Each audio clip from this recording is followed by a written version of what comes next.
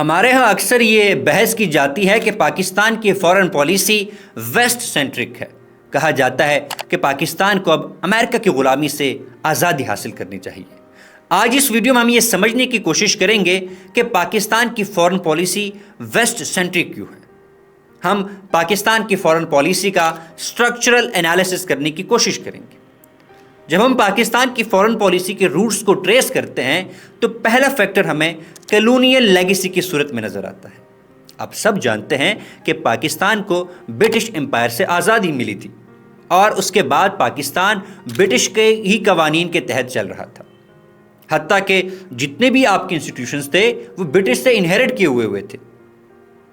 Judiciary, parliament اور آپ کا بیوروکریٹک سسٹم، یہ تمام برٹش کا دیا ہوا سسٹم تھا. اسی کے ساتھ ساتھ آپ کے اس وقت ملٹری آفیسرز، بیوروکریٹس، ججز اور پولیٹیشنز نے برٹش کی ہی ایجوکیشن سسٹم میں تعلیم حاصل کی تھی اور ٹریننگ حاصل کی تھی. جب آپ ایک مخصوص تعلیم میں پلتے پھولتے ہیں تو آپ کی آئیڈیولوجیکل اورینٹیشن بھی اسی سسٹم کے تحت ہو جاتی ہے. لہٰذا پاکستان کے گورن کرنے والوں کی آئیڈیولوجیکل اورینٹیشن بھی ویسٹ سینٹرک ہو گئی تھی. اسی کے ساتھ ساتھ جب آپ اس وقت کے پاکستان کے پالیسی میکرز کے کلاس سٹرکچر کو دیکھتے ہیں تو ان میں سے اکثریت فیوڈل لارڈز اور لینڈڈ ایرسٹوکریٹس کی تھی. اور فیوڈل لارڈز، لینڈڈ ایرسٹوکریٹس کو برٹش کے سسٹم نے بہت زیادہ فائدے پہنچائے تھے. جب ہم ایگریکلچر پالیسیز کی بات کرتے ہیں، ایریگیشن کی بات کرتے ہیں، تو برٹش کی ان پالیسیز سے ان لینڈڈ ایرسٹوکریٹس کو بہت زیادہ فائدہ ہوا تھا. لہٰذا وہ آلریڈی ویسٹرن کیپٹلسٹ سسٹم کے نوازے ہوئے لوگ، تو وہ کس طرح ویسٹرن کیپٹلسٹ سسٹم سے دور جا سکتے تھے. انہوں نے کیپٹلسٹ سسٹم کو ہی بہتر سمجھا اور اپنے انٹرسٹ کو پروٹیکٹ کرنے کے لیے سب سے بہترین سمجھا. جبکہ دوسری طرف جب آپ کانگریس کے لیڈرشپ کے کلاس سٹرکچر کو سمجھتے ہیں تو آپ کو اکثریت ان لوگوں کی نظر آئے گی جو کہ زیادہ لیفٹ سینٹرک تھے. اس لیے جب آپ بر صغیر کی آزادی کے بعد پاکستان اور انڈیا کو دیکھتے ہیں تو انڈیا نے شروع میں ہی روس کے ساتھ بہت زیادہ قریبی تعلقات ڈیولپ کر لیے تھے، جبکہ پاکستان نے امریکہ یا ویسٹرن ورلڈ کے ساتھ اپنے تعلقات کو بہتر کیا.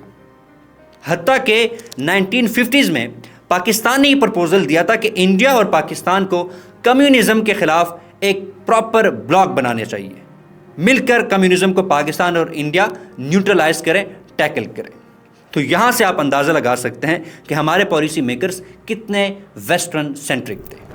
جب ہم آگے چلتے ہیں تو جب پاکستان بنا اسی کے ساتھ ہی ایتھنک کوشچن کا مسئلہ بھی شروع ہو گیا تھا. Baloch, Pashtun, Saraiki, even Sindhi provincial autonomy کی بات کر رہے تھے. مشرقی پاکستان جو بنگالز تھے وہ بھی پروونشل آٹونومی کی بات کر رہے تھے. جبکہ لینڈڈ ایرسٹوکریٹس، فیوڈل لارڈز، وہ ایک سینٹرک سسٹم کی بات کر رہے تھے.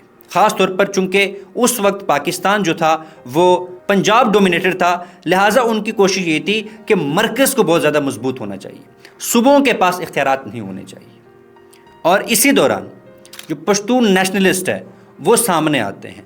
اس طرح بلوچستان سے آوازیں اٹھتی ہے، سندھ سے آوازیں اٹھتی ہے. اور یہ بھی کہا جاتا ہے کہ جو اس وقت پشتون نیشنلسٹ تھے وہ افغان سوشلسٹ کے بہت زیادہ قریب پائے جاتے تھے. لہٰذا پاکستانی اسٹیٹ کی پرسیپشن یہ تھی کہ یہ افغانستان کے بہت زیادہ قریب ہے. سملرلی بلوچستان کے حوالے سے بھی یہی کہا جا رہا تھا کہ یہ اسٹیٹ کے خلاف ہے. جبکہ دوسری طرف ویسٹرن ورلڈ یہ سمجھ رہا تھا کہ افغانستان میں جو سوویت یونین کی پریزنس ہے یا سوویت یونین اور چائنا کی جو پریزنس ہے پوری دنیا میں وہ ان کے لیے تھریٹ ہے. لہٰذا یہاں پہ بھی دونوں ویسٹرن ورلڈ کے اور پاکستان کے پالیسی میکرز کے انٹرسٹ میوچل ہو گئے تھے. یہاں پہ بھی پاکستان کی فارن پالیسی ویسٹرن سینٹرک ہی رہتی ہے.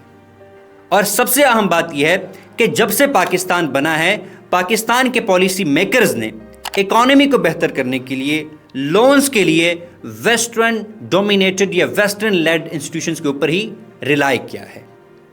آپ سب جانتے ہیں کہ اس وقت ہم 24ویں IMF کے پروگرام میں جا چکے ہیں اور یہ IMF کو لیڈ کون کرتا ہے؟ ویسٹرن ورلڈ لیڈ کرتا ہے. اور یہ بھی میں آپ کو بتاتا چلوں کہ ہم نے پہلی بار IMF سے قرض 1958 میں لیا تھا. تب سے ہمیں ویسٹ سپورٹ کرتا ہے. جب بھی ہماری اکانومی لڑکھڑاتی ہے تو ہم ویسٹ کی طرف فوراً بھاگ جاتے کہ ہمیں پیسے دیں. Similar is the case with FATF, UN اور دیگر انسٹیٹیوشنز جن کو ویسٹ لیڈ کرتا ہے، وہاں پر ہمیں ویسٹ سے سپورٹ حاصل ہوتی ہے۔ ان کے سپورٹ کے بغیر نہ ہم اپنے اکانومی کو بہتر کرنا چاہتے ہیں اور نہ ہی ہم اپنے ڈپلومیٹک ایفرٹس کو اسٹرینتھن کرنا چاہتے ہیں۔ Similar is the case with military. Pakistan کے بننے کے بعد ہی ہم نے ہمیشہ ملٹریلی ویسٹ کے اوپر ریلائی کیا ہے۔ شروع میں ہم نے یہ پرسیو کیا پاکستان از a security state.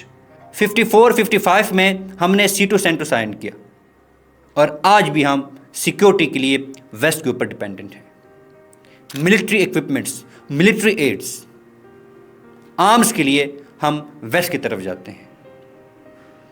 Military cooperation Pakistan اور ویسٹ کی بہت زیادہ ہے، اسی لیے بھی ہمارے فارن پالیسی ویسٹ سینٹرک رہی ہے۔